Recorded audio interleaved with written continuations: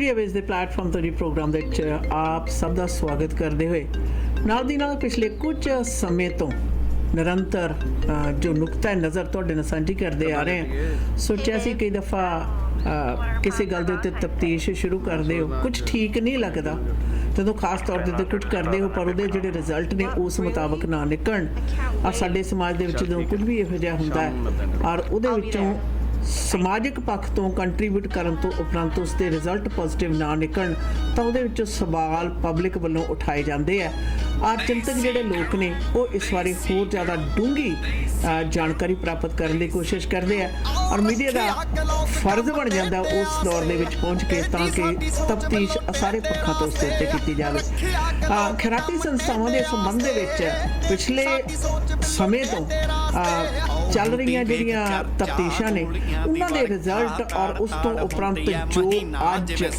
ਚੱਲ ਰਿਹਾ ਉਹ ਸਾਫ਼ ਦਿਖਾਈ ਦਿੰਦਾ ਹੈ ਕਿ ਕਿੰਨੇ ਦਹਾਕਿਆਂ ਤੋਂ ਇਹ ਕਾਰਗੁਜ਼ਾਰੀ ਜਿਹੜੀ ਹੈ ਉਹਦੇ ਵਿੱਚ ਨਿਰੰਤਰ ਵਾਧਾ ਹੁੰਦਾ ਗਿਆ ਚੱਕੇ ਜਾਣ ਵਾਲੇ ਸਖਤ ਕਦਮ ਨੇ ਨਾ ਹੀ ਮੀਡੀਆ ਵੱਲੋਂ ਜ਼ਿਆਦਾ ਚੱਕੇ ਗਏ ਤੇ ਨਾ ਹੀ ਰਾਜਨੀਤਿਕ ਲੋਕਾਂ ਵੱਲੋਂ ਸੋ ਇਹ ਕਾਰਨ ਹੈ ਕਿ ਜਿਸ ਦੇ ਲਈ ਬਿਲੀਅਨਸ ਆਫ ਡਾਲਰ ਖਰਚਣ ਦੇ ਬਾਅਦ ਜਿਹੜਾ ਮਸਲਾ ਤੇ ਸਮੱਸਿਆਵਾਂ ਦੇ ਵਿੱਚ ਉਹਨਾਂ ਦਾ ਨਿਰੰਤਰ ਵਾਧਾ ਹੁੰਦਾ ਰਿਹਾ ਅੱਜ ਵੀ ਉਸੇ ਨੁਕਤਾ ਨਜ਼ਰ ਦੇ ਉੱਤੇ ਗੱਲਬਾਤ ਤੁਹਾਡੇ ਨਾਲ ਸਾਂਝੀ ਕਰਦੇ ਹਾਂ ਔਰ ਖਾਸ ਤੌਰ ਦੇ ਉੱਤੇ ਤੁਹਾਡੇ ਨਾਲ ਅਸੀਂ ਗੱਲ ਇਸ ਦੇ ਖੈਰਾਤੀ ਸੰਸਥਾਵਾਂ BC ਹਾਊਸਿੰਗ ਉਸ ਵਕਤ ਦੇ ਕਹਿ ਸਕਦੇ ਹਾਂ ਪਹਿਰੇਦਾਰ ਤੇ ਅੱਜ ਸੂਬੇ ਦੀਆਂ ਸਰਕਾਰਾਂ ਦੇ ਵਿੱਚ ਮੁਖੀ ਉਹਨਾਂ ਵੱਲੋਂ ਲਏ ਗਏ ਜਿਹੜੇ ਕਦਮ ਨੇ ਉਹਨਾਂ ਦੇ ਉੱਤੇ ਚੈਲੰਜਸ ਦਾ ਉੱਠ ਜਾਣਾ ਫੈਡਰਲ ਸਰਕਾਰ ਦਾ ਇਸ ਵਾਰੀ ਉਹ ਸਭ ਤਾਂ ਹੀ ਸੰਭਵ ਹੋ ਸਕਿਆ ਜਦੋਂ ਮੀਡੀਆ ਤੇ ਆਮ ਲੋਕਾਂ ਨੇ ਆਵਾਜ਼ ਉਠਾਉਣੀ ਸ਼ੁਰੂ ਕੀਤੀ ਮੀਡੀਆ ਨੂੰ ਕੋਈ ਸੁਪਨਾ ਨਹੀਂ ਆਉਂਦਾ ਉਹਨਾਂ ਪਾਸ ਪ੍ਰਭਾਵਿਤ ਲੋਕਾਂ ਨੇ ਆ ਕੇ ਆਪ ਦੁੱਖ ਦੱਸਣੇ ਸ਼ੁਰੂ ਕੀਤੇ ਜੀ ਆਸ਼ਾ बिल्कुल दीदी there are quite a few discussions going around और ग्लोब एंड मेल वालों ने काफ़ी आर्टिकल्स इस बारे में लिखे हैं जिसके बेस पर आज ये प्रोग्राम हम डिस्कशंस करेंगे ग्लोब एंड मेल वालों ने ये भी लिखी है कि फेडरल गवर्नमेंट टू रिव्यू अठारा women's resource society in aftermath of BC housing audit जी report found former BC Housing CEO Shane Ramsey shifted funding to Atara Women's Resource Society, which is led by his wife Janice Abbott. और इस बारे में काफ़ी बातचीत हो रही है. The non-profit at the center of BC Housing nepotism scandal is now the subject of a federal review. Atara Women's Resource Society CEO Janice Abbott, who is married to former BC Housing CEO Shane Ramsey, was appointed to the board of Canada Mortgage and Housing Corporation CMHC in 2020 for a 3-year term. Ramsey announced August 2nd that he would retire from BC Housing on September 6th. That was also the day that Prime Minister Justin Trudeau announced a $1.4 billion CMHC loan to Seneco, the Squamish Nation, tower development around the south end of the Burrard Bridge. 3 weeks later, on September 27th, Ramsey was announced as the executive vice president of Squamish Nation's owned Natchkai Development. A Tuesday statement from the Office of the Minister of Housing and Diversity and Inclusion said that CMHC board is not involved in awarding National Housing Strategy funding. However, as a precautionary measure, Minister Ahmed Hussain has already directed CMHC to review Atira. Minister Hussain will also be asking the chair of the CMHC board of directors to look into this to ensure all rules were followed by the CMHC board members at all times. A statement released late Monday night at the Atira board of directors said it remains confident that its CEO and senior management will guide the organization through these challenges and make required improvements to Atira's operations and administration. Squamish Nation Council Chair Halsam did not respond to questions about the council's reactions to BC Housing report and whether Ramsey has the nation's confidence. Atara's board includes 2 BC Hydro executives, corporate secretary Amy McCallion and CFO advisor Taha Rizwan. Neither has responded for comment. Amish Nation spokesperson Mark Riddell referred questions to Netscape, but its CEO Mindy White has not yet responded. Netscape chair is Joy McPhail, the former NDP leader who chairs BC Ferries. The Ernst & Young report for the Office of the Comptroller General found Ramsay subverted conflict of interest rules and shifted contracts and fundings to Atara without a competitive process. Ramsay had agreed in writing in 2010 to a conflict of interest protocol to manage the business side of his relationship with Abbott. Since 2019, Atara's funding outpaced other agencies, culminating in 2022 when it received $35 million more than the next biggest funding recipient. BC Housing's financial review of Atara have been substantially delayed, the report said. The most recently completed financial review was for fiscal year 2020, which was finalized in August of 2022. The report also said that Ramsay modified meeting minutes and routinely deleted text messages despite explicit instructions from the Office of the Comptroller General to preserve records. और इसके साथ साथ दीदी global mail की तरफ से एक और खबर जो आई है, former BC housing board members challenge premier David Eby's dismissal. That's something that Global Mail वालों ने बाहर निकाली है, and that's something very interesting which we should talk about. बिल्कुल अशना ये ना अक्सर ਤੁਸੀਂ ਸਵਾਲ ਉਠਾਉਂਦੇ ਸੀ ਅਕਸਰ ਕਿ ਆਪਾਂ ਦਾ ਇੱਕ ਵਾਰੀ ਗੱਲ ਕਰਦੇ ਸੀ ਨਾ ਕਿ ਕਿਸ ਪ੍ਰਕਾਰ ਜਿਹੜਾ ਬੋਰਡ ਹੈ ਉਹ ਚੁੱਪ ਕਰੀ ਬੈਠਾ ਹੋਇਆ ਬੋਰਡ ਹੈ ਜਿਹੜਾ CEO ਦੀ ਗਲਤ ਕਾਰਗੁਜ਼ਾਰੀ ਦੇ ਉੱਤੇ ਇੰਨੀਆਂ ਅੱਖਾਂ ਕਿਉਂ ਮਿੱਠੀਆਂ ਹੋਈਆਂ ਨੇ, ਉਹ ਕੋਈ ਐਕਸ਼ਨ ਕਿਉਂ ਨਹੀਂ ਲੈਂਦਾ, ਕਾਰਨ ਕੀ ਹੈ। ਅੱਜ ਜਿਹੜੀਆਂ ਅਸੀਂ ਛੋਟੇ ਸਕੇਲ ਦੇ ਉੱਤੇ ਆਪਾਂ ਕੁਝ ਕਿਆਸ ਗੋਈਆਂ ਤੇ ਕੁਝ ਲੋਕਾਂ ਵੱਲੋਂ ਦਿੱਤੀ ਹੋਈ ਜਾਣਕਾਰੀ ਦੇ ਆਧਾਰ ਦੇ ਉੱਤੇ ਗੱਲ ਕਰਦੇ ਸੀ, ਉਹ ਵੱਡੇ ਪੱਧਰ ਤੇ ਦਿਖਾਈ ਦੇ ਰਹੀ ਹੈ। ਯਾਦ ਰਹੇ ਕਿ ਇਹ ਜਿਹੜੀ ਦਾਰੋਮਦਾਰ ਹੈ ਨਾ, ਜਿਹੜਾ ਇਸ ਨੂੰ ਕਈ ਨੁਕਤਿਆਂ ਤੋਂ ਅੱਜ ਵਿਚਾਰਨ ਦੀ ਜ਼ਰੂਰਤ ਹੈ। ਇਹ ਦਾਰੋਮਦਾਰ ਬੜੇ ਲੰਬੇ ਸਮੇਂ ਤੋਂ ਚੱਲਦਾ ਆ ਰਿਹਾ। ਡੇਵਿਡ ਐਬੀ ਉਹਨਾਂ ਪਾਸ ਜਦੋਂ ਜਾਣਕਾਰੀਆਂ ਮਿਲੀਆਂ ਸੀ, ਇਹ ਆਪਣਾ ਪਲੰਦਾ ਲੈ ਕੇ ਨਾ ਬੋਰਡ ਦੇ ਨਾਲ ਇਹਨਾਂ ਨੇ ਜਾਣਕਾਰੀ ਪ੍ਰਾਪਤ ਕੀਤੀ ਔਰ ਸਾਂਝੀ ਕੀਤੀ ਕਿ ਤੁਹਾਡੇ ਜਿਹੜੇ CEO ਨੇ ਉਹਨਾਂ ਦੀ ਕਨਫਲਿਕਟ ਆਫ ਇੰਟਰਸਟ ਹੈ, ਠੀਕ ਹੈ। ਔਰ ਉਹਨਾਂ ਨੇ ਉਹੀ ਬੋਰਡ ਹੈ ਜਿਹੜਾ CEO ਦੇ ਮੁਤਲਕ ਚੱਲਣ ਵਾਲਾ, ਤੇ ਉਹਨਾਂ ਨੇ ਉਸ ਚੀਜ਼ ਨੂੰ ਕੋਈ ਪਰਵਾਹ ਨਹੀਂ ਕੀਤੀ। ਆਖਰਕਾਰ ਬੋਰਡ ਭੰਗ ਕਰਨਾ ਪਿਆ, ਬੋਰਡ ਭੰਗ ਕਰਨਾ ਪਿਆ ਔਰ ਜ਼ਿਆਦਾ ਤੌਰ ਦੇ ਉੱਤੇ ਕਰਨਾ ਪਿਆ। ਔਰ ਉਸ ਤੋਂ ਉਪਰੰਤ ਜਿਹੜੀ ਹੈ ਤਫਤੀਸ਼ ਚੱਲਣੀ ਸ਼ੁਰੂ ਹੋਈ। ਜਿਹੜੀ ਚੀਜ਼ ਦੀਆਂ ਲੋਕਾਂ ਨੇ ਇਹ ਧਾਰਨਾਵਾਂ ਦਿੱਤੀਆਂ ਸੀ ਕਿ ਕਿਸ ਪ੍ਰਕਾਰ ਬੋਰਡ ਦਾ ਮੁਖੀ ਤੇ ਅਟਾਰਾ ਰਿਸੋਰਸਿਸ ਹੈ, ਜਿਹੜੀ ਹੋਰ ਵੀ ਬੜੀਆਂ ਸੁਸਾਇਟੀਆਂ ਨੇ ਜਿਨ੍ਹਾਂ ਨੂੰ ਪਿਛਲੇ ਟਾਈਮ ਦੇ ਵਿੱਚ ਕਿੰਨੇ ਸਾਲ ਪਹਿਲਾਂ $35 ਮਿਲੀਅਨ ਜ਼ਿਆਦਾ ਦਿੱਤਾ ਗਿਆ ਔਰ ਪਿਛਲੀ ਵਾਰੀ $74 ਮਿਲੀਅਨ ਜ਼ਿਆਦਾ ਦਿੱਤਾ ਗਿਆ। $74 ਮਿਲੀਅਨ ਦਾ ਫਰਕ ਹੈ ਅੱਛਾ ਨਾ ਪਿਛਲੀ ਵਾਰੀ ਦਾ। ਤੇ ਉਹਦੇ ਵਿੱਚੋਂ ਜਦੋਂ ਇਹ ਗੱਲ ਖੁੱਲ੍ਹ ਕੇ ਸਾਹਮਣੇ ਆਈ ਤਾਂ ਇਸ ਦੇ ਉੱਤੇ ਫਿਰ ਰਾਜਨੀਤੀ ਖੇਡਣੀ ਸ਼ੁਰੂ ਹੋ ਗਈ। ਤਾਂ ਬੋਰਡ ਨੂੰ ਹਲਾਸ਼ੇਰੀ ਮਿਲੀ ਤੇ ਬੋਰਡ ਦੇ ਕੁਝ ਮੈਂਬਰ ਕਹਿੰਦੇ ਸਾਨੂੰ ਡਿਸਮਿਸਲ ਕਰਨ ਦੀ ਜ਼ਰੂਰਤ ਨਹੀਂ ਸੀ, ਅਸੀਂ ਆਪਣੇ ਤੌਰ ਤੇ ਤਫਤੀਸ਼ ਕਰਦੇ। ਔਰ ਉਹ ਹੁਣ ਆਪਣੇ ਮੌਜੂਦਾ ਮੁੱਖ ਮੰਤਰੀ ਡੇਵਿਡ ਐਬੀ ਉਹਨਾਂ ਨੇ ਜਿਹੜਾ ਇਹ ਬੋਰਡ ਭੰਗ ਕੀਤਾ ਸੀਗਾ ਉਸ ਟਾਈਮ ਦੇ ਉੱਤੇ, ਉਹਨੂੰ ਚੈਲੰਜ ਕਰ ਰਹੇ, ਕਹਿੰਦੇ ਕਿ ਠੀਕ ਕਾਨੂੰਨ ਦੇ ਅੰਤਰਗਤ ਨਹੀਂ ਭੰਗ ਕੀਤਾ ਗਿਆ। ਕਹਿੰਦੇ ਜਦੋਂ ਕੋਡ ਆਫ ਐਥਿਕਸ ਹੈ, ਇਹ ਰਿਪੋਰਟ ਜਿਹੜੀ ਦਿੱਤੀ ਗਈ ਹੈ ਉਹਦੇ ਵਿੱਚ ਦਿਖਾਇਆ ਕੋਡ ਆਫ ਐਥਿਕਸ ਦੀ ਉਲੰਘਣਾ ਹੋਈ ਹੈ, ਪਰ ਇਹਦੇ ਨਾਲ ਕੋਈ ਜਿਹੜੇ ਪੈਸੇ ਨੇ ਉਹਨਾਂ ਦੀ ਬੇਤਰਤੀਬੀ ਮਿਸਮੈਨੇਜਮੈਂਟ ਹੋਈ ਹੈ, ਪਰ ਕਿਸੇ ਨਿੱਜੀ ਮੁਫਾਦ ਦੇ ਲਈ ਨਹੀਂ ਵਰਤੀ ਗਈ।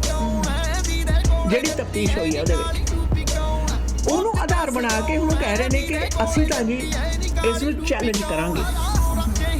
ਇੱਥੋਂ ਪਤਾ ਚੱਲਦਾ ਹੈ ਕਿ ਜਦੋਂ ਬੋਰਡ ਦੇ ਮੈਂਬਰ ਬੋਰਡ ਦੇ ਵਿੱਚ ਸਿਰਫ ਆਪਣੀ ਰਾਜਨੀਤਿਕ ਸੋਚ ਨੂੰ ਔਰ ਨਿੱਜੀ ਮਫਾਦ ਨੂੰ ਲੈ ਕੇ ਬੈਠੇ ਹੋਏ ਨੇ, ਉਹ ਆਪਣੀ ਡਿਸਮਿਸਲ ਹੈ ਜਿਹੜੀ ਔਕਾਤ ਵਾਲੀ ਗੱਲ ਜਾਂ ਸ਼ਰਮ ਵਾਲੀ ਗੱਲ ਨਹੀਂ ਰਹੀ ਹੁਣ ਕਿਤੇ ਵੀ ਦੇ ਮੈਂ ਦੇਖਿਆ, ਉਹ ਆਪਣੀ ਜਿਹੜਾ ਚੋਗਾ ਹੈ ਉਹਨੂੰ ਜਾਰੀ ਰੱਖਣ ਲਈ ਔਰ ਆਪਣੀ ਮਰਜ਼ੀ ਪਵਾਉਣ ਲਈ ਕਿਸੇ ਵੀ ਹੱਦ ਤੱਕ ਜਾਂਦੇ ਆ। ਪਹਿਲੇ ਟਾਈਮਾਂ ਦੇ ਵਿੱਚ ਹੁੰਦਾ ਸੀ ਇੱਕ ਬੰਦਾ ਗਲਤੀ ਕਰਦਾ ਸੀ, ਨਾਲ ਦੇ ਬੋਰਡ ਮੈਂਬਰ ਨੂੰ ਇਸ ਗੱਲ ਦੀ ਸ਼ਰਮਿੰਦਗੀ ਹੁੰਦੀ ਸੀ।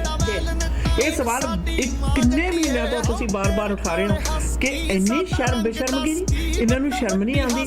How can they can not ਆਪ ਹੀ ਰਿਜ਼ਾਈਨ ਕਰ ਜਾਣਾ ਚਾਹੀਦਾ ਕਿ ਇਸ ਤਰ੍ਹਾਂ ਦੀ ਜੇ ਇੱਥੇ ਕਾਰਗੁਜ਼ਾਰੀ ਹੁੰਦੀ ਹੈ ਦੈਨ ਵੀ ਸ਼ੁਡ ਨਾਟ। ਇੱਕ ਲਾਈਨ ਦੀ ਆਪਸ ਵਿੱਚ ਕੀ ਸਹਿਮਤੀ ਹੋਈ ਹੈ ਜਿਹਦੇ ਉੱਤੇ ਗੁੱਟਬੰਦੀ ਨੂੰ ਆਧਾਰ ਬਣਾ ਕੇ ਉਹ ਕੋਈ ਵੀ ਉਸ ਦੇ ਵਿੱਚੋਂ ਨਿਕਲਣਾ ਨਹੀਂ ਚਾਹੁੰਦਾ ਜਾਂ ਨਿਕਲਣ ਨਹੀਂ ਦਿੱਤਾ ਜਾਂਦਾ। ਯਾਦ ਰਹੇ ਇੱਕ ਚੀਜ਼ ਹੋਰ ਵੀ ਕਲੀਅਰ ਕਰਨ ਦੀ ਜ਼ਰੂਰਤ ਹੈ। ਮੈਂ ਮੰਨਦੀ ਹਾਂ ਕੁਝ ਲੋਕ ਕਹਿੰਦੇ ਹੋਣਗੇ ਵੀ ਰੋਜ਼ ਹੀ ਖਰਾਤੀ ਸੰਸਥਾਵਾਂ ਦੇ ਮਗਰ ਪੈ ਜਾਂਦੀਆਂ ਨੇ, ਪਰ ਫੈਕਟ ਆ ਹੁਣ ਤਾਂ ਖਰਾਤੀ ਸੰਸਥਾਵਾਂ ਦੇ ਨਾਲ ਸੰਬੰਧਿਤ ਲੋਕ ਜੇ ਕਿਤੇ ਮਿਲ ਜਾਣ। ਕੱਲ ਮੈਨੂੰ ਮੌਕਾ ਮਿਲਿਆ, 2 ਬੰਦੇ ਸਾਹਮਣੇ ਮੈਨੂੰ ਮਿਲੇ ਤੇ ਉਹ ਇਸ ਤਰ੍ਹਾਂ ਅੱਖਾਂ ਕੱਢ ਰਹੇ ਸੀ ਵੀ ਜਿਵੇਂ ਮੈਨੂੰ ਉਹਨਾਂ ਨੇ ਖਾਣਾ ਹੁੰਦਾ। ਹਾਂ, ਮੈਂ ਕਿਹਾ ਬਿਲਕੁਲ ਸਹੀ ਗੱਲ ਆ, ਤੁਹਾਡਾ ਅੱਖਾਂ ਕੱਢਣਾ ਦੱਸਦਾ ਕਿ ਦਾਲ ਵਿੱਚ ਕਾਲਾ ਨਹੀਂ ਬਲਕਿ ਦਾਲ ਹੀ ਕਾਲੀ ਰਹੀ ਹੈ ਔਰ ਤੁਸੀਂ ਕਾਲੀ ਦਾਲ ਨੂੰ ਸਵੀਕਾਰ ਕੀਤਾ ਹੋਇਆ। ਅੱਛਾ ਨਾ, ਯੂ ਵਿਲ ਬੀ ਸਰਪ੍ਰਾਈਜ਼ ਕਿ ਕਤਾਹੀ ਕਰਨ ਵਾਲੇ ਜਿਹੜੇ ਨੇ ਨਾ ਉਹ ਸਰਕਾਰ ਨੂੰ ਅੱਖਾਂ ਦਿਖਾ ਰਹੇ ਹੈ। ਔਰ ਮੈਨੂੰ 2-3 ਦਿਨਾਂ ਤੋਂ ਮੈਂ ਲਗਾਤਾਰ ਇਸੇ ਸਬਜੈਕਟ ਦੇ ਉੱਤੇ ਪੜ੍ਹ ਰਹੀ ਸੀ, ਅਲੱਗ-ਅਲੱਗ ਆਰਟੀਕਲ ਸਾਰੇ ਦੇ ਸਾਰੇ। ਇੱਕ ਸਵਾਲ ਹੋਰ ਬੜਾ ਉਠਾਉਂਦੇ ਸੀ ਤੁਸੀਂ ਅਕਸਰ ਕਿ ਇਹ ਪੋਲੀਟੀਸ਼ੀਅਨਸ ਦੀ ਕੀ ਹੈ ਆਸ਼ਾ, ਵਾਟ ਇਜ਼ ਇਟ। ਆਪਾਂ ਕਹਿੰਦੇ ਸੀ ਸਿਰਫ ਵੋਟਾਂ ਨੇ। ਨਹੀਂ ਬੀਬੀ, ਵੋਟਾਂ ਨਹੀਂ, ਹੋਰ ਵੀ ਬਹੁਤ ਕੁਛ ਹੈ। ਵੋਟਾਂ ਹੀ ਨਹੀਂ, ਹੋਰ ਵੀ ਬਹੁਤ ਕੁਛ ਹੈ। ਇੱਕ ਨਾਨ ਪ੍ਰੋਫਿਟੇਬਲ ਆਰਗੇਨਾਈਜੇਸ਼ਨ ਦੀ ਛਤਰੀ ਹੇਠਾਂ ਜਿੰਨੇ ਕੰਟਰੈਕਟ ਬਾਹਰ ਦਿੱਤੇ ਜਾਂਦੇ ਨੇ ਉਹ ਸਾਰੇ ਦੇ ਸਾਰੇ ਪ੍ਰੋਫਿਟ ਦੇ ਆਧਾਰ ਤੇ ਨੇ, ਜਿਨ੍ਹਾਂ ਦੇ ਵਿੱਚ ਅਕਸਰ ਤੁਸੀਂ ਇਹ ਗੱਲ ਕੀਤੀ ਹੈ ਕਿ ਦੀਦੀ ਹਾਂ ਉਹਦੇ 'ਚ ਕਿੱਕ ਬੈਕ ਨੇ, ਕਿਸ ਕੋ ਕਿਤਨਾ ਕਿੱਕ ਬੈਕ ਮਿਲ ਰਹਾ ਹੈ। That's what it is going on. ਔਰ ਇਹਦੇ ਨਾਲ ਸਵਾਲ ਇਹ ਵੀ ਉੱਠਦਾ ਕਿ ਹੁਣ ਮੁੱਖ ਮੰਤਰੀ ਨੇ ਅਗਰ ਬੋਰਡ ਭੰਗ ਕੀਤਾ, ਹੁਣ ਸਾਬਕਾ ਨਹੀਂ ਹੁਣ ਵਾਲੇ ਮੁੱਖ ਮੰਤਰੀ ਡੇਵਿਡ ਐਬੀ ਹੋਰਾਂ ਨੇ ਜਦੋਂ ਇਹ ਭੰਗ ਕੀਤਾ ਤਾਂ ਇਹਦੀਆਂ ਤੰਦਾਂ ਯਾਦ ਰਹੇ ਰਿਵਿਊ ਜੇ 2016 ਤੱਕ ਆਸ਼ਾ ਨਾ। ਮੈਂ ਤਾਂ ਗੁਜ਼ਾਰਿਸ਼ ਕਰਾਂਗੀ ਇਹ ਰਿਵਿਊ 2012 ਤੱਕ ਵੀ ਲੈ ਜਾਓ। ਵਿਰੋਧੀ ਧਿਰ ਵਾਲੇ ਨੂੰ ਵੀ ਉਹਨਾਂ ਦੀਆਂ ਬੀਤੀਆਂ ਜਿਹੜੀਆਂ ਸਰਕਾਰਾਂ ਨੇ ਉਸ ਵਕਤ ਜਿਹੜੇ ਨੇਤੇ ਨੇ ਉਹਨਾਂ ਵੱਲੋਂ ਕੀਤੀਆਂ ਅਣਗਹਿਲੀਆਂ ਬਾਰੇ ਜਾਂ ਸੁਲਝਾਅ ਨਾ ਲੱਭਣ ਦੀ ਜਿਹੜੀ ਕਾਰਗੁਜ਼ਾਰੀ ਆ ਉਹਦੇ ਬਾਰੇ ਚੰਗੀ ਤਰ੍ਹਾਂ ਕਲੀਅਰ ਹੋ ਜਾਏਗਾ। ਇਹ ਇਸ ਚੀਜ਼ ਦਾ ਆਸ਼ਾ ਨਾ ਜਿਹੜੀ ਚੀਜ਼ ਦੀ ਤੁਸੀਂ ਗੱਲ ਕੀਤੀ ਆ, ਇਹ ਕਲਚਰ ਬਣ ਗਿਆ ਖਰਾਤੀ ਸੰਸਥਾਵਾਂ ਦੇ ਖੇਤਰ ਦੇ ਵਿੱਚ। ਇਹ ਕਲਚਰ ਪਿਛਲੇ 2-3 ਦਹਾਕਿਆਂ ਦੇ ਵਿੱਚ ਬਣਿਆ ਹੀ ਨਹੀਂ, ਡਿਵੈਲਪ ਹੋ ਕੇ ਹੁਣ ਪੂਰੀ ਤਰ੍ਹਾਂ ਜਵਾਨ ਹੋਇਆ ਕਮਾਊ ਪੁੱਤ ਬਣਿਆ होया है। सरकार की फंडिंग्स के बारे में जब बात करते हैं दीदी, there are so many fundings that इस तरह से गए हैं। It's whom you know। Politicians की यार दोस्ती कौन है, यार दोस्ती किसके साथ है, किसको पैसे गए हैं, वो कौन से ऑर्गेनाइजेशंस बने भी थे या नहीं बने थे या प्रोसेस में थे, लेकिन पैसे दिए गए थे। So there are a lot of things जो questionable है, चाहे वो हमारे प्रीवियस सरकार थे डीसी के या होने वाले सरकार है। There's a lot of things questionable है और इसे क्यों नहीं इन बातों को पहले ही देखा जाता है कि when the mistakes are done we should actually nail those mistakes right there and then and stop it। अब जिस तरह से पिक्स के बारे में हम बात कर लेते हैं, प्रोग्रेसिव इंटरकल्चरल कम्युनिटी सर्विसेज के। अब आप ये बताओ कि एक बुजुर्ग औरत के पैसे अगर काम करने वाला हेड ऑफ फाइनेंस के पर्सनल अकाउंट में जावे तो so many things are questionable। और वो भी हेड ऑफ फाइनेंस जो है वो सीईओ का भतीजा हो गए। So a lot of questions do arise on this। और जब ये बातें पूछा जाता है, जब ये बातों के बारे में बात की जाती है तो why government does not take it seriously। ये सरकारी पैसा है, सरकारी खजाने से ये पैसे जाते हैं और सरकारी पैसे किसी को अगर एक पेनी भी दिया जाता है उस पैसे के हिसाब किताब सरकार के पास वेरी ट्रांसपेरेंट होना चाहिए। बिकॉज ये जब भी जनता पूछे सवाल करे ये बातें सरकार को वेरी ट्रांसपेरेंट उनके साथ डिस्कस करना चाहिए। और एक औरत है जो सीनियर है, पहले तो वो सीनियर है, फिर भी उन्होंने सोचा कि हमारे समाज में जब सरकार पैसे ला रहे हैं किसी गुरु नानक डाइवर्सिटी विलेज के लिए तो मेरा भी फर्ज बनता है as a Sikh I should be and she did. It was a $2 वाली डोनेशन नहीं थी, $1000 वाली डोनेशन थी। और जब उसने पैसे दी तो वो पैसे जब उनकी जो बैंक स्टेटमेंट आई है उसमें कमल कुम्मन लिखा हुआ है। वो कहते मैंने तो किसी कमल कुम्मन को कोई ऑथराइजेशन ही नहीं दी कि मेरे अकाउंट से पैसे उठाए। फिर उन्होंने याद किया कहती अच्छा तो मैं तो वो रेडियोथॉन में पैसे दी थी। जब छानबीन की तो पता चला कि पिक्स का जो हेड ऑफ फाइनेंस है उनका नाम है कमल कुम्मन। तो जब उन्होंने पता किया तो वो पैसे उनके पर्सनल अकाउंट में गए हैं। दिस इज समथिंग जो एक बहुत बड़ा क्वेश्चन रेज हो रहा है फॉर फोरेंसिक ऑडिट। और अगर सरकार इतने क्लियर कट पिक्चर को समझ नहीं पा रहे हैं तो मेरे ख्याल से there is something wrong with the government ना कोई प्रॉब्लम है, कोई इशू है कि जब ये साफ सुथरे जो काम है, जो सामने ट्रांसपेरेंट औरत है जो अपना क्रेडिट कार्ड के स्टेटमेंट दे रही है और जो डोनेशन उन्होंने एक नॉन प्रॉफिट ऑर्गेनाइजेशन को दिया, इससे बढ़ के और सबूत क्या चाहिए। दैट इज समथिंग कि government should take in control और पता करे कि ये हो क्या रहा है। ये तो एक छोटी सी बात है, और भी बहुत कुछ है, चाहे वो असिस्टेड लिविंग का ले लो, चाहे वो पिक्स के और प्रोग्रामिंग्स के बारे में ले लो, जिस तरह से ड्राइविंग टेस्ट क्लास 1 के लाइसेंस के बारे में बात हो रही है, वो भी इट्स अ क्वेश्चनेबल थिंग। लोग कहते कि हमने हजार डॉलर ले जाकर दिए और ये हजार डॉलर लेकर उसके ऊपर गवर्नमेंट से भी सरकारी फंड्स ले लेना, फिर जो ड्राइविंग स्कूल वाले हैं उनसे भी किकबैक ले लेना। हो क्या रहा है पिक्स के अंदर? यही सवाल पूछा जा रहा है। और यही सवाल हमने जब सीईओ से पूछा था तो हम पूछने की कोशिश की थी तो हमारे घर पर पुलिस भेज दिया गया। If you don't have anything to hide you should come clean and tell us कि क्या क्या प्रॉब्लम हुई थी। अब वो कहते हैं कि जी हम तो इनको मीडिया ही नहीं समझते, हम तो इनको मीडिया ही नहीं समझते। कहते जितना ये सीईओ का सर्विस है ना, उससे कई सालों से पहले हम मीडिया में के साथ संबंध रखते हैं, हम ये बातें करते हैं। चलो मीडिया ही ना समझो, हमें एक बीसी रेसिडेंट तो समझ लो।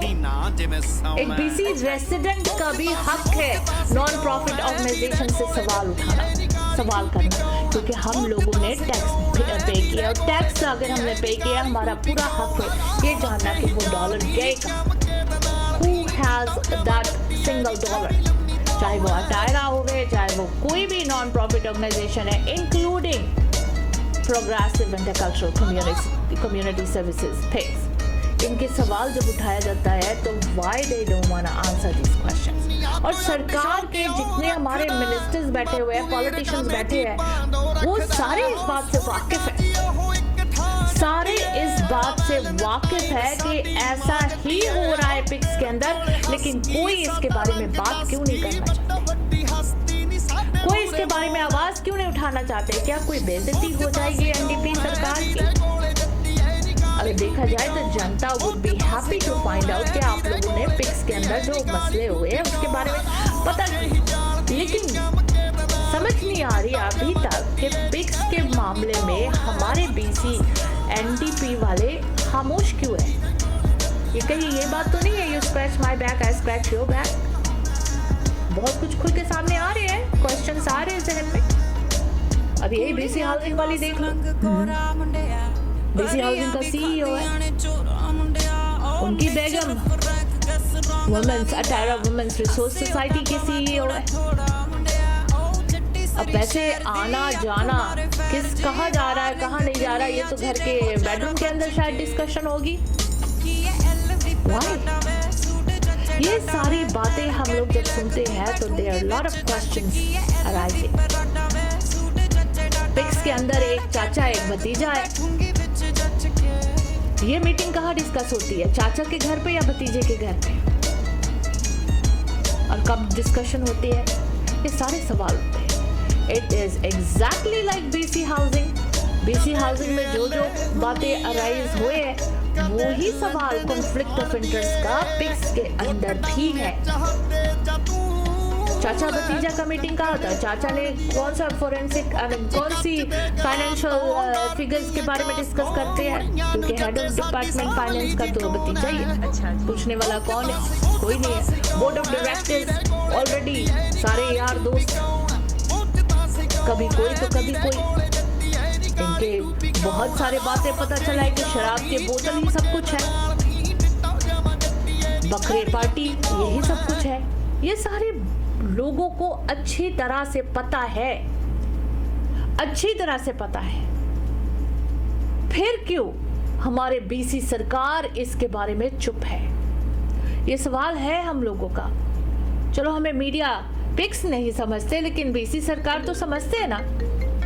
तो बीसी सरकार को भी इस पे ध्यान देना चाहिए और हमें हमारे इन सवालों का जवाब लाना चाहिए। सवाल सिर्फ पिक्स वालों के साथ नहीं है, सवाल हमारे बीसी गवर्नमेंट के साथ भी है। खैर, वापस आते हैं कुछ व्यापारिक संदेशों के बाद।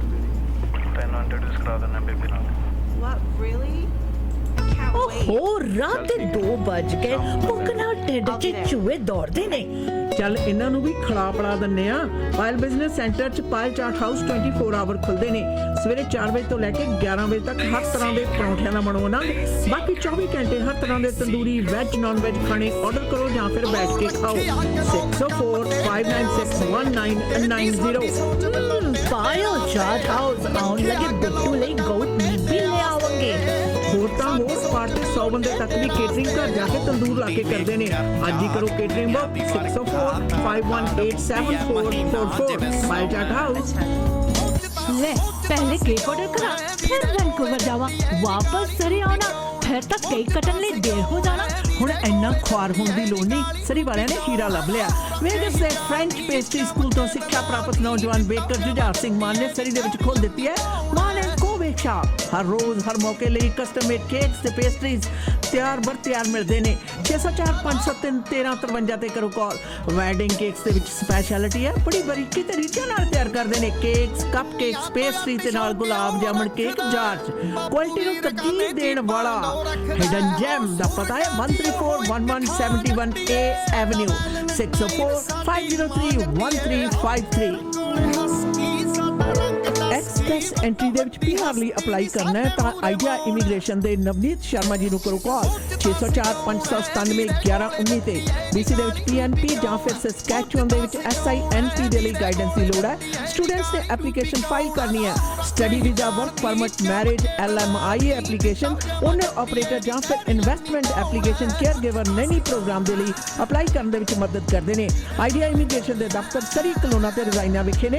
ਸਰੀ ਦਾ ਦਫ਼ਤਰ ਯਾਰਕ ਸੈਂਟਰ ਵਿਖੇ unit number 209-7928-128 street 604-597-1119 idea immigration.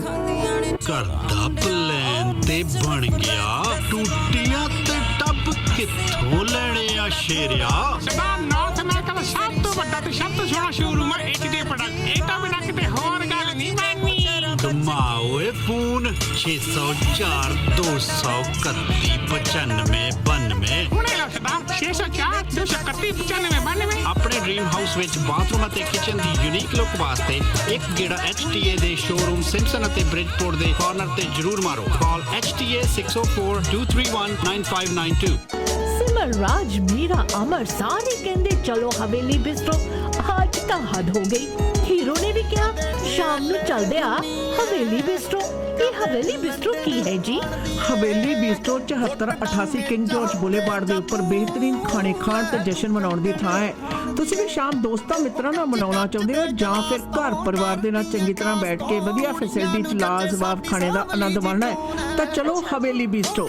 Unit number 350-7488 King George Boulevard 604-503-1266 Haveli bistro.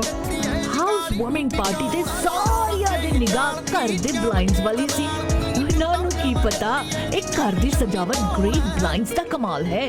Great blind ਤੇ ਮਾਡਰਨ ਡਿਜ਼ਾਈਨ ਦੀ ਬਹੁਤ ਜ਼ਿਆਦਾ ਵੱਡੀ ਸਿਲੈਕਸ਼ਨ ਦੇਖਣ ਤੇ ਖਰੀਦਣ ਦੇ ਲਈ ਇਕਲੌਤੇ ਸ਼ੋਰੂਮ ਦਾ ਪਤਾ ਹੈ ਯੂਨਿਟ ਨੰਬਰ 14-134-78 ਐਵਨਿਊ 604-503-7007 ਤੇ ਕਰੋ ਕਾਲ।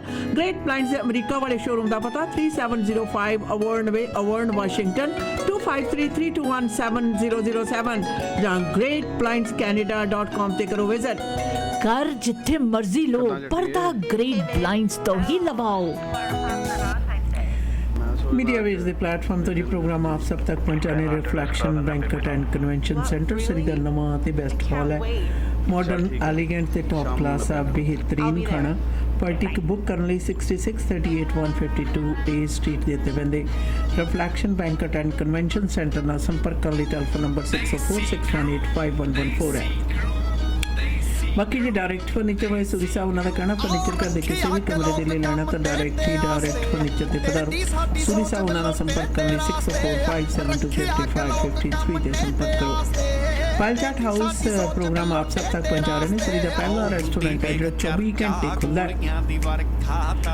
पाल बिजनेस सेंटर विखे 604 596 1990 के उत्ते कॉल करके अपना खाना ऑर्डर कर सकते हो, जाके बैठ के खाने का आनंद भी माण सकते हो।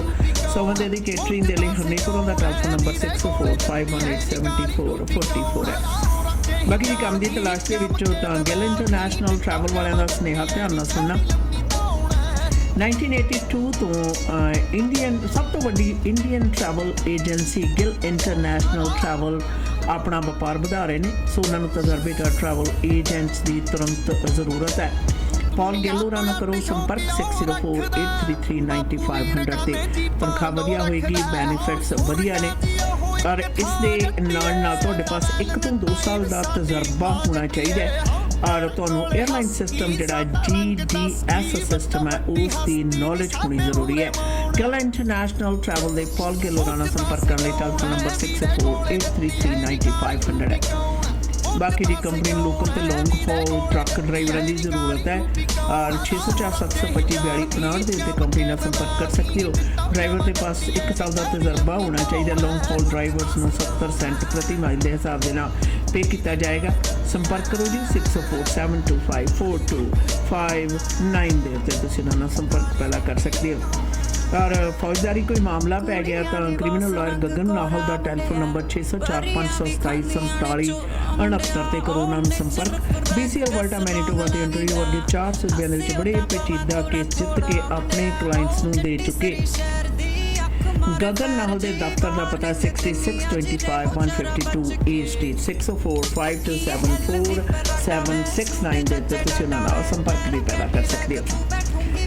और मीडिया वाइज के प्लेटफॉर्म तो अज के प्रोग्राम के जिस नुकते नज़र के उत्ते गलबात चल रही है, खास तौर के उत्ते उठिया हुई आवाज़ां अच्छा ना अपने नाल जैना तो दसदी आ उस पक्ष का बहुत ज़्यादा वड्डी पद्धर के उत्ते हिस्सा और नाल दी नाल BC दे विच सब तो वड्डी वैमन रिसोर्सिस दियां सेवावां प्रदान करने वाली अचीरा दा नाम तकरीबन वड्डी पद्धर के उत्ते सारे जानते हैं। तुसीं गल कीती सी ना किस प्रकार BC हाउसिंग के CEO मुखी BC हाउसिंग दे और इधरों अठीरा के मुखी दोवां दा आपसी संबंध और उस तो बाद ब्याह शादी वाला संबंध है जिहड़ा वो एक बड़ा कारण है जिहदे करके बाकी जिहड़ियां संस्थावां ने भी इस दा जिहड़ा कंसर्न है जिहड़ा कोड ऑफ एथिक्स कह सकते हैं, कॉन्फ्लिक्ट ऑफ इंटरस्ट है जिहड़ा उस दे बारे आवाज़ां उठाईयां। इहदे नाल आम जिहड़े लोग सी उन्होंने इस गल ते आवाज़ां उठाईयां कि जो दिखदा है हुंदा नहीं है, हो की रहा है। सवाल होने नाल ये भी उठ रहा है कि सरकार इहो जिहियां सोसाइटियां नूं $74 मिलियन जिहदे विच दावा करदे 2 मिलियन मोड़ता असीं।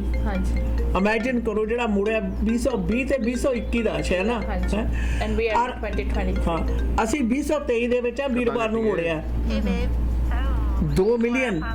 लोग ये पुछदे आ भी जे 74 मिलियन दे विचों 2 मिलियन मोड़ के ये अटेंशन डाइवर्ट करन दी जां सरकार दे मूहरे अपना जिहड़ा बेभरोसगी वाला वातावरण है ना उन्हें ठीक करन दियां कोशिशां ने जी फट दे के ना उत्ते चेपियां लाउण वाली गल है। एब्सोल्युटली चेपियां लाउण वाली गल है। ਉਹ ਲੋਕ ਜਿਹੜੇ ਸੋਚਦੇ ਆ ਵੀ ਖਰਾਤੀ ਸੰਸਥਾ ਦੇ ਜੀ ਦੇਖੋ ਇੰਨੇ ਮਾੜੇ ਤਾਂ ਨਹੀਂ ਹੋ ਸਕਦੇ, ਇੰਨੇ ਮਾੜੇ ਨਹੀਂ ਹੋ ਸਕਦੇ, ਇੰਨੇ ਚੰਗੇ ਬੰਦੇ ਨੇ ਤਾਂ ਲੋਕਾਂ ਦੀ ਗਰੀਬ ਗੁਰਬਿਆਂ ਦੀ ਮਦਦ ਕਰਦੇ ਆ। ਬਿਲਕੁਲ ਸਹੀ ਗੱਲ ਹੈ ਜੀ ਤੁਹਾਡੀ। ਬਾਹਰ ਦੇਖਣ ਨੂੰ ਇਹੀ ਹੈ जैना किन्ना ज़्यादा वड्डी पद्धर ते दसदी है कि किस प्रकार जिहड़ियां यूनिट्स ने बिल्डिंग्स ने उन्हां नूं रन डाउन दी सिचुएशन दे विच लिआंदा जा रहा है। अच्छा ना सिस्टमैटिकली देखो सरकार तो पैसा लिया जा रहा है, जिहड़ियां बिल्डिंग्स ने उन्हां नूं ऑन परपज माड़ी कारगुजारी दे अंतर्गत मेनटेनेंस दे अंतर्गत रन डाउन वाली सिचुएशन ते लिआंदा जांदा तां कि उन्हां नूं प्राइवेट डिवेलपरां नूं बेचिया जा सके। ਤੇ ਜਿਹੜੀ ਗੱਲ ਹੋਈ ਆ ਨਾ ਹੁਣ ਆਪਣੇ ਸਾਬਕਾ BC ਹਾਊਸਿੰਗ ਦੇ ਮੁਖੀ ਦੀ ਆਪਣੇ ਮੂਲ ਨਿਵਾਸੀਆਂ ਦੇ ਐਡਾ ਵੱਡਾ ਪ੍ਰੋਜੈਕਟ 1.4 ਬਿਲੀਅਨ ਵਾਲਾ ਉਹਦੇ ਵਿੱਚ ਜਾ ਕੇ ਬੈਠਣਾ ਔਰ ਉੱਥੋਂ ਹੁਣ ਰੁਖਸਤੀ ਕਰ ਉੱਥੋਂ ਉਹਨੂੰ ਤੋੜ ਦਿੱਤਾ ਗਿਆ। ਇਹ ਦੱਸਦਾ ਹੈ ਕਿ ਸਾਡੇ ਸਿਸਟਮ ਦੇ ਵਿੱਚ ਜਿੱਥੇ ਸਰਕਾਰੀ ਫੰਡਿੰਗ ਲੋੜਵੰਦ ਲੋਕਾਂ ਤੱਕ ਜਾਂਦੀ ਆ, ਉਹਦੇ ਵਿਚਕਾਰ ਵਾਲਾ ਜਿਹੜਾ ਬੈਠਾ ਹੋਇਆ ਵਿਚੋਲਾ ਹੈ ਉਹ ਇੰਨੀ ਜ਼ਿਆਦਾ ਵੱਡੀ ਪੱਧਰ ਦੇ ਉੱਤੇ ਅਖਲਾਕ ਤੋਂ ਸਿਸਟਮ ਡਿੱਗ ਚੁੱਕਿਆ ਕਿ ਉਸੇ ਸਿਸਟਮ ਦੇ ਨਾਲ ਕੰਮ ਕਰਦੇ ਜਿਹੜੇ ਲੋਕ ਨੇ ਉਹ ਸਾਰੇ ਦੇ ਸਾਰੇ ਉਹਨਾਂ ਨੂੰ ਆਪਣੇ ਤੱਕ ਮਤਲਬ ਹੈ and they will go to any length. ਸਵਾਲ ਸਾਲ ਸਾਰਾ ਹੋ ਗਿਆ ਹੁਣ ਆਪਾਂ ਨੂੰ ਇਸ ਦੇ ਉੱਤੇ ਬਾਰ-ਬਾਰ ਵੱਧ ਤੋਂ ਵੱਧ ਜਾਣਕਾਰੀਆਂ ਪ੍ਰਾਪਤ ਕਰਦੇ ਹਨ। ਫੈਡਰਲ ਸਰਕਾਰ ਦੇ ਵੀ ਹੁਣ ਤਾਂ ਕੰਨਾਂ ਤੇ ਜੂੰ ਸਰਕ ਗਈ, ਉਹਨਾਂ ਨੇ ਵੀ ਇਸ ਦੇ ਉੱਤੇ ਤਫਤੀਸ਼ ਕਰਨੀ ਸ਼ੁਰੂ ਕਰ ਦਿੱਤੀ।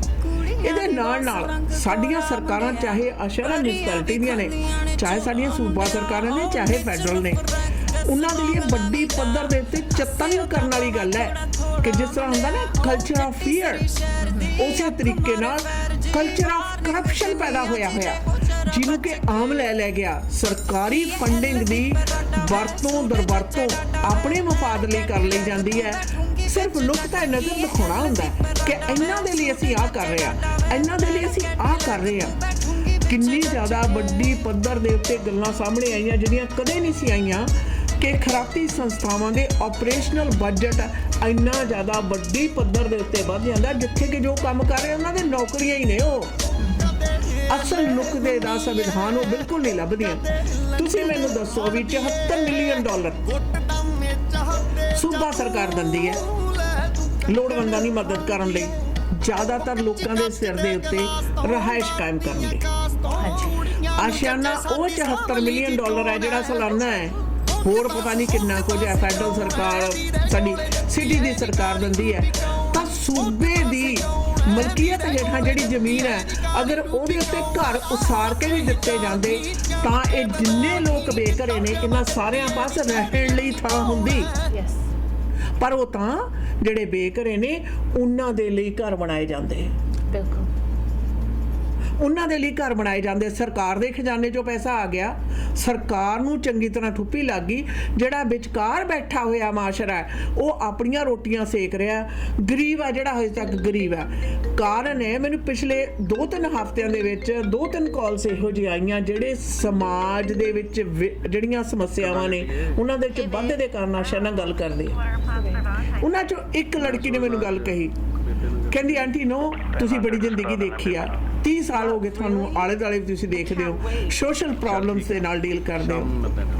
ਕਹਿੰਦੀ ਇਹਨਾਂ ਲੋਕਾਂ ਦਾ ਕੰਮ ਹੀ ਇਹੀ ਆ ਕਿ ਜੇ ਮਸਲਾ ਸੁਲਝ ਗਿਆ, ਪ੍ਰੋਬਲਮ ਸੋਲਵ ਹੋ ਗਈ, ਇਹਨਾਂ ਦਾ ਇਹ ਕੰਮ ਹੈ ਨਹੀਂ।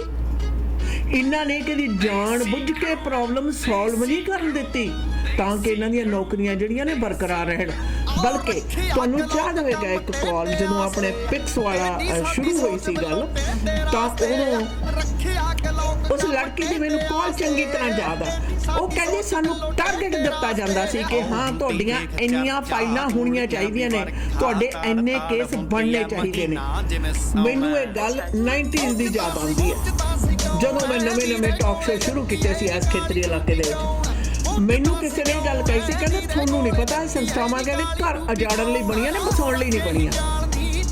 ਮੈਨੂੰ ਸਮਝ ਨਹੀਂ ਆਉਂਦੀ ਵੀ ਇਹ ਗੱਲ ਕਿਵੇਂ ਕਹਿਣਗੇ। ਕਹਿੰਦੇ ਇਹ ਇੱਕ ਜੁੰਡਲੀ ਦਾ ਗਰੋਹ ਦਾ ਕੰਮ ਹੈ। ਕੁਝ ਖਰਾਤੀ ਸੰਸਥਾਵਾਂ ਦੇ ਹੇਠਾਂ ਉਹਨਾਂ ਨੂੰ ਸਰਵਿਸਿਜ਼ ਦਿਵਾਉਂਦੀਆਂ ਨੇ ਪਰਿਵਾਰਾਂ ਨੂੰ, ਤੇ ਬਾਕੀ ਵਕੀਲ ਵੀ ਉਹਨਾਂ ਦੇ ਜਾਣ ਪਛਾਣਦੇ ਆ ਤੇ ਪੈਸੇ ਉਦੋਂ ਵੀ ਲੈ ਘਰ-ਬਾਰ ਬਕਾ ਕੇ ਕਹਿੰਦੇ ਇਹਨਾਂ ਨੂੰ ਤਾਂ ਲੋਕਾਂ ਦੀਆਂ ਬੇਸਮੈਂਟਾਂ 'ਚ ਵਾੜ ਦਿੰਦੇ ਆ ਤੇ ਆਪਣੇ ਕਹਿੰਦਾ ਚੰਗੀ ਤਰ੍ਹਾਂ ਬਾਗੜ ਵਿੱਲੇ ਬਣੇ ਹੋਏ ਆ। ਹੁਣ ਮੈਂ ਉਹਨਾਂ ਤੰਦਾਂ ਨੂੰ ਜੋੜਦੀ ਆ, ਪਿਛਲੇ 3 ਦਹਾਕਿਆਂ ਦੀਆਂ ਤੰਦਾਂ ਨੂੰ, ਇੱਕ ਅੱਧੇ ਦਿਨ ਦੀਆਂ ਨਹੀਂ, ਪਿਛਲੇ 30 ਸਾਲਾਂ ਦੀਆਂ ਤੰਦਾਂ ਨੇ ਵੀ ਕਿਸ ਪ੍ਰਕਾਰ ਇਹ ਸਿਸਟਮ ਬਣਿਆ ਹੋਇਆ। ਔਰ ਮੈਂ ਗੁਜ਼ਾਰਿਸ਼ ਕਰਾਂਗੀ ਸਾਡੀ BC ਦੀ ਸੂਬਾ ਸਰਕਾਰ ਨੂੰ ਬਰਾਏ ਮਿਹਰਬਾਨੀ 2016 ਤੱਕ ਹੀ ਨਹੀਂ ਬਲਕਿ ਪਿਛਾਂ ਤੱਕ ਵੀ ਇਸ ਦੀ ਤਫਤੀਸ਼ ਨੂੰ ਲੈ ਕੇ ਜਾਓ। ਦੇਖੋ ਕਿ ਪੈਟਰਨ ਕਦੋਂ ਦਾ ਸ਼ੁਰੂ ਹੋਇਆ ਹੈ। ਬਿਲਕੁਲ, we'll continue with this discussion after a quick commercial break. ਮੋਰਨੀ ਚੰਗਾ ਤੁਰਨ ਦਾ ਮਜ਼ਾ ਤਾਂ ਗੁੱਡ ਡੀਲ ਕਾਰਪੈਟਸ ਤੇ ਫਲੋਰਿੰਗ ਤੇ ਹੀ ਆਉਂਦਾ। ਘਰ ਬਣਾ ਰਹੇ ਹੋ ਜਾਂ ਰੈਨੋਵੇਟ ਕਰ ਰਹੇ ਹੋ ਤਾਂ Good Deal Carpets and Flooring Limited ਵਾਲਿਆਂ ਨਾਲ ਗੱਲ ਕਰੋ, ਜਿੱਥੇ ਆਲਾ ਦਰਜੇ ਦੇ ਕਾਰਪੈਟਸ, ਹਾਰਡਵੁੱਡ ਫਲੋਰਸ ਹੀ ਨਹੀਂ ਬਲਕਿ ਲੈਮੀਨੇਟ, ਵਾਈਨਲ ਤੇ ਕਾਰਪੈਟ ਟਾਈਲਸ ਵੀ ਮਨਪਸੰਦ ਦੇ ਲਓ। Unit number 12 7788 132 street. ਸੇਲਸ ਤੇ ਇੰਸਟਾਲੇਸ਼ਨ ਲਈ ਕਰੋ ਕਾਲ ਸਨੀ ਪਰਮਾਰ 604-505-6462 ਜਾਂ ਫਿਰ Happy Arora 604-338-9443। Good Deal Carpets and Flooring Limited. रुक मोड़ गड्डी, मैं तो पर्ची पानी भुल गई। ਤੇਰੀ ਪਾਚੀ ਪਾਣੀ ਭੁੱਲ ਗਈ। गच्चा ब्रदर तो समान तो ले आई पर आईफोन ते इनाम जितने वाली पर्ची पानी मैं भुल गई। गच्चा ब्रदर्स लेके आए हैं विसाखी कॉन्टेस्ट जिस दे विच जित सकते हो आईफोन ते होर भी बहुत सारे इनाम। और उस दे लई तुसीं अपने नेड़े दे लोकल गच्चा ब्रदर दे स्टोर दे ते जाओ, भाग लो। Terms and conditions apply. ਭਰੋਸੇਯੋਗ ਸੇਵਾਵਾਂ ਲਈ ਆਪਣੀ ਕਮਿਊਨਿਟੀ ਦੀ ਆਪਣੀ ਫਾਰਮੇਸੀ ਫੈਮਿਲੀ ਕੇਅਰ ਫਾਰਮੇਸੀ। ਇੱਥੋਂ ਤੁਸੀਂ ਦਵਾਈਆਂ, vitamin, supplement, herbal medicine, Walker, wheelchair, breast pump ਦੇ ਨਾਲ ਮੈਕਸਿਮਮ ਕਵਰੇਜ ਹੀ ਨਹੀਂ ਬਲਕਿ ਫ੍ਰੀ ਡਿਲੀਵਰੀ ਤੇ ਬਲਿਸਟਰ ਪੈਕ ਵੀ ਦਿੰਦੇ ਨੇ। ਤੁਹਾਡੇ ਪਰਿਵਾਰ ਦੀਆਂ ਸਾਰੀਆਂ ਦਵਾਈਆਂ ਨਾਲ ਸੰਬੰਧਿਤ ਜ਼ਰੂਰਤਾਂ ਪੂਰੀਆਂ ਕਰਦੇ ਨੇ। ਸਵੇਰੇ 7 ਵਜੇ ਤੋਂ ਸ਼ਾਮ ਦੇ 8 ਵਜੇ ਤੱਕ ਆਪਣੀਆਂ ਤਿੰਨੋਂ ਲੋਕੇਸ਼ਨ ਤੇ 8925 Scott Road, Delta 604-599-0211, 128 street and 96 avenue, 604-581-1900, 1539 Johnson Road, White Rock. Family Care Pharmacy. ਰੋਜ਼ਾਨਾ ਖਬਰਾਂ ਵਿੱਚ assault, sexual assault, theft, driving offences ਤੇ ਹੋਰ ਬੜੇ ਕ੍ਰਿਮੀਨਲ ਐਕਟੀਵਿਟੀਜ਼ ਬਾਰੇ ਸੁਣਦੇ ਹਾਂ। ਕਈ ਵਾਰੀ ਗਊਮਾਰ ਹੋ ਜਾਂਦੀ ਹੈ। ਚਾਲਬਾਜ਼ ਲੋਕ ਸਾਊ ਬੰਦੇ ਨੂੰ ਫਸਾ ਦਿੰਦੇ ਨੇ ਤੇ ਨਾਲੇ ਕ੍ਰਿਮੀਨਲ ਚਾਰजेस ਲਗਵਾ ਦਿੰਦੇ ਨੇ। ਅਗਰ ਤੁਸੀਂ ਵੀ ਕ੍ਰਿਮੀਨਲ ਚਾਰजेस ਦਾ ਸਾਹਮਣਾ ਕਰ ਰਹੇ ਹੋ ਤਾਂ ਨੌਜਵਾਨ ਵਕੀਲ ਜੋ 4 province BC, Alberta, Manitoba, Ontario ਵਿੱਚ ਗੁੰਝਲਦਾਰ ਕੇਸਸ ਜਿੱਤੇ ਹਨ, ਕ੍ਰਿਮੀਨਲ ਲਾਇਰ ਗਗਨ ਨਾਹਲ। ਅੱਜ ਹੀ ਕਰੋ ਕਾਲ ਕ੍ਰਿਮੀਨਲ ਕੇਸ ਜਿੱਤਣ ਦੇ ਵਿੱਚ ਮਾਹਰ ਵਕੀਲ ਗਗਨ ਨਾਹਲ ਨੂੰ 604-527-4769 6625-152 A Street, Surrey. For all criminal charges, call Gagan Nahal 604-527-4769. Hello, ਤੁਸੀਂ ਕਿੱਥੇ ਹੋ? ਕੰਮ ਤੇ ਆ ਯਾਰ, ਦੱਸ। ਮੇਰੀ ਗੱਡੀ ਦਾ ਨਾ 132 ਸਟਰੀਟ ਤੇ ਛੋਟਾ ਜਿਹਾ ਕੋਲੀਜਨ ਹੋ ਗਿਆ। ਮੈਨੂੰ ਤਾਂ ਕੁਝ ਨਹੀਂ ਸਮਝ ਆ ਰਿਹਾ ਕਿੱਥੇ ਲੈ ਕੇ ਜਾਵਾਂ। ਨਾਲੇ ਮੈਨੂੰ ਤਾਂ ਇੱਥੇ ਸਭ ਕੁਝ ਬਲੈਕ ਐਂਡ ਵਾਈਟ ਨਜ਼ਰ ਆ ਰਿਹਾ। ਦੇਖ, ਪਹਿਲੀ ਗੱਲ ਤਾਂ ਰੱਬ ਨੇ ਬਚਾ ਕਰਤਾ, ਠੀਕ ਹੈ। ਨਾਲੇ ਜੋ ਤੈਨੂੰ ਬਲੈਕ ਐਂਡ ਵਾਈਟ ਨਜ਼ਰ ਆ ਰਿਹਾ ਨਾ, ਉਹ ਲਾਜ਼ਮੀ black and white auto body the sign ਹੋਣਾ ਹੈ। ਸੋ ਗੱਡੀ black and white auto body ਤੇ ਲੈ ਜਾ। Black and white auto body ICBC accredited ਅਤੇ ਫੁੱਲ ਸਰਵਿਸ ਆਟੋ ਬੋਡੀ ਸ਼ਾਪ ਹੈ। ਪਹੁੰਚੋ 7823 132 ਸਟਰੀਟ, ਸਰੀ ਦੇ ਵਿੱਚ। ਕਾਲ 604-503-0988। Black and white auto body. Mortgage ਕਿਸੇ ਵੀ ਪ੍ਰਕਾਰ ਦੀ ਲੈਣੀ ਹੈ ਤਾਂ ਐਂਕਰ ਮੌਰਗੇਜ ਕੈਨੇਡਾ ਨੂੰ ਸੰਪਰਕ ਕਰੋ। Residential, commercial, construction, private mortgage ਜਾਂ ਫਿਰ ਰੀਫਾਈਨੈਂਸ ਤੇ ਇਕਵਿਪਮੈਂਟ ਫਾਈਨੈਂਸ ਲੈਣ ਦੇ ਲਈ ਇੱਕ ਹੀ ਨਾਮ ਐਂਕਰ ਮੌਰਗੇਜ ਕੈਨੇਡਾ ਤੁਹਾਡੀ ਮਦਦ ਕਰਨਗੇ। ਔਰ ਇਹਨਾਂ ਦੇ ਏਜੰਟਸ ਨੂੰ ਵੱਡੇ ਬੈਂਕਾਂ ਨਾਲ ਲੰਮਾ ਸਮਾਂ ਕੰਮ ਕਰਨ ਦਾ ਤਜਰਬਾ ਹੈ। ਨਵੇਂ ਬ੍ਰੋਕਰ ਵੀ ਹਾਇਰ ਕਰ ਰਹੇ ਹਨ। ਵਧੇਰੇ ਜਾਣਕਾਰੀ ਲਈ ਕਰੋ ਸੰਪਰਕ 7788802345।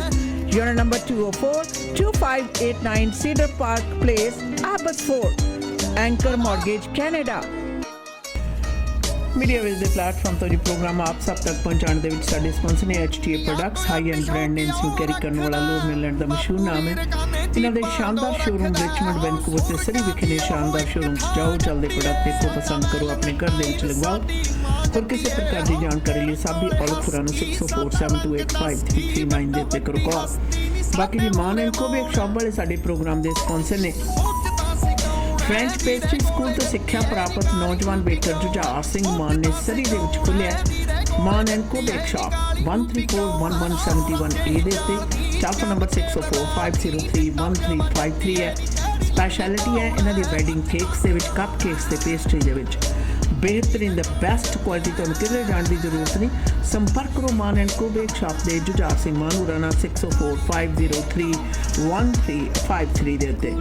ਬਾਕੀ ਜੀ ਫੈਮਿਲੀ ਕੇਅਰ ਫਾਰਮੇਸੀ ਪ੍ਰੋਗਰਾਮ ਦੇ ਸਪਾਂਸਰ ਨੇ। ਕਮਿਊਨਿਟੀ ਦੀ ਆਪਣੀ ਫਾਰਮੇਸੀ ਹੈ ਜਿੱਥੋਂ ਹਰ ਪ੍ਰਕਾਰ ਦੀ ਦਵਾਈ ਬੂਟੀ ਦੇ ਨਾਲ ਵਿਟਾਮਿਨ, ਸਪਲੀਮੈਂਟਸ ਤੇ ਹਰਬਲ ਮੈਡੀਸਿਨਸ ਲੈ ਸਕਦੇ ਹੋ। ਹਫਤੇ ਦੇ 7 ਦਿਨ ਖੁੱਲੇ ਹੁੰਦੇ ਆ। ਸਰੀ, ਡੈਲਟਾ ਤੇ ਵਾਈਟ ਰੌਕ ਵਿਖੇ 3 ਲੋਕੇਸ਼ਨਸ ਨੇ। 604-581-1900 ਦੇ ਉੱਤੇ ਕਰ ਸਕਦੇ ਹੋ ਕਾਲ। ਗਹਿਣਾ ਗੱਟਾ ਲੈਣ ਦੇ ਲਈ S&S ਜਿਊਲਰ ਦੇ ਉੱਤੇ ਪਧਾਰੋ। ਮੁੱਲਾਂਪੁਰ ਵਾਲੇ ਮਹਿੰਗਾ ਸਿੰਘ ਸਾਫੋਂ ਦਾ BC ਦੇ ਵਿੱਚ ਇੱਕ ਲੋਕਤਾ ਸਟੋਰ ਆ। ਖਾਨਦਾਨੀ ਜਿਊਲਰ ਨੇ ट्रेडिशनल ते मॉडर्न ज्वेलरी की भरमार है। बेस्ट ट्रेड एंड वैल्यू दिंदे ने। सो कोई भी गहना सोने का या डायमंड का बनवाना है तो विजिट करो S&S jeweller 9269 120th street Scott road Delta वाले पासे 6045825849 के उत्ते कर सकते हो संपर्क। और इस दे नाल दसदी जी Shahi Catering and Sweets and Restaurant के मालिक कुलविंदर सिंह पुन्नी साडे प्रोग्राम के स्पॉन्सर ने। हर प्रकार की केटरिंग छोटी तो छोटी या वड्डी तो वड्डी करवानी है तो सरदार कुलविंदर सिंह पुन्नी होरां नूं 64671400 दे उत्ते करो कॉल। 150 बंदे की कैपेसिटी का हॉल है। हॉल के क्वालिटी भी बुक कर सकते हो। बाकी 12815 85th एवेन्यू से जाओ। वैज नॉन वैज थालियां हर प्रकार के परौंठे लाहौरी कुलचा गोश्त मीट कड़ी के नाल ताज़ा मिठाई विआह की भाजी बनवाउण दे लई Shahi Catering and Sweets and Restaurant के मालिक कुलविंदर सिंह पुन्नी नूं करो कॉल 6046711400 ਦੇ ਉੱਤੇ ਕਾਲ ਕਰਕੇ ਜੀ ਇਹਨਾਂ ਦੇ ਨਾਲ ਸੰਪਰਕ ਕੀਤਾ ਜਾ ਸਕਦਾ ਹੈ। ਔਰ ਮੀਡੀਆ ਵੇਸ ਦੇ ਪਲੇਟਫਾਰਮ ਤੋਂ ਅੱਜ ਦੇ ਪ੍ਰੋਗਰਾਮ ਦੇ ਜਿਸ ਮਸਲਾ ਹੈ ਦੇ ਉੱਤੇ ਗੱਲਬਾਤ ਚੱਲ ਰਹੀ ਹੈ ਜੀ ਮਸਲਾ ਤੁਹਾਡੇ ਨਾਲ ਅਸੀਂ ਸਾਂਝਾ ਕਰਦੇ ਹਾਂ ਕਿ ਕਿਸ ਪ੍ਰਕਾਰ ਜਿਹੜੀਆਂ ਖੈਰਾਤੀ ਸੰਸਥਾਵਾਂ ਨੇ ਉਹਨਾਂ ਦੀਆਂ ਦਾਰੋਮਦਾਰ ਕਾਰਗੁਜ਼ਾਰੀਆਂ ਕਿਵੇਂ ਚੱਲ ਰਹੀਆਂ ਨੇ।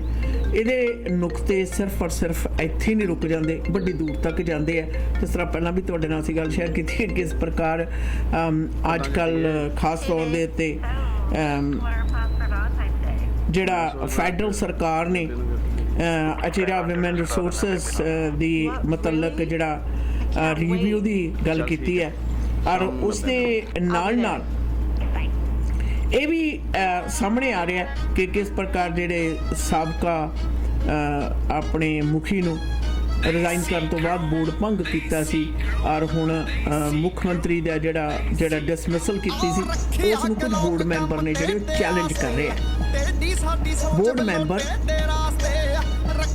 ਚੈਲੰਜ ਕਰ ਰਹੇ ਆ ਕਿ ਜਿਹੜੀ ਤੁਸੀਂ ਬੋਰਡ ਭੰਗ ਕੀਤਾ ਸੀ ਕਿ ਕਹਿੰਦੇ ਉਹ ਸਹੀ ਤਰੀਕੇ ਨਾਲ ਭੰਗ ਨਹੀਂ ਸੀ ਕੀਤਾ, ਉਹਦੀ ਕਰਨ ਦੀ ਜ਼ਰੂਰਤ ਹੈ ਨਹੀਂ ਸੀ, ਹੋਣਾ ਨਹੀਂ ਸੀ ਚਾਹੀਦਾ।